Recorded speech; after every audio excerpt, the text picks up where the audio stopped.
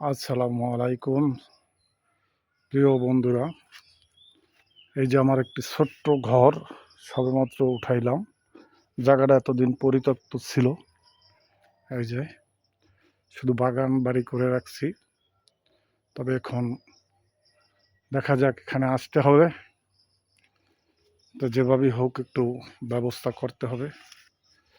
আর এই যে বাড়িটির পুরো দৃশ্য দেখেন, সব ধরনের গাছ, আম গাছ, নারকেল গাছ, সবেদা গাছ, পেয়ারা গাছ, কাঁঠাল গাছ, জামরুল গাছ, কলা গাছ, এই যে তরকারি গাছ লাগাইলাম, এই যে শাখা দিয়ে দিছি, দেখি যদি আল্লাহ দেয় হবে।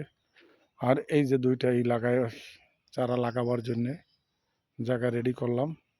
এতে কুমার গাছ লাগাইতে হবে, যদি 2-4টা আল্লাহ দেয় তো ভালো। তবে সবাই দোয়া করবেন। আশা আছে এখানে একটু বসত বাড়ি করব, যদি আল্লাহ রাখে। মানুষের বা থাকার কোনো জায়গার নির্ধারিত কোনো জায়গা নাই। আল্লাহ পাক যারে চিরদিনের জন্য রাখবে, সে জায়গার খবর একমাত্র আল্লাহ পাকই ভালো জানে, আমরা জানি না।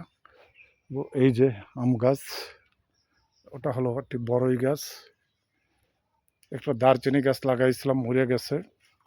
এই যে একটা কটবেল গাছ আছে, ডিপ টিউবওয়েল আছে, কলা গাছ, নারকেল গাছ, লিচু গাছ, ওইটা হলো বেদানা গাছ।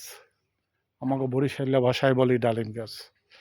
ধন্যবাদ আপনাদের সবাইকে। আসসালামু আলাইকুম।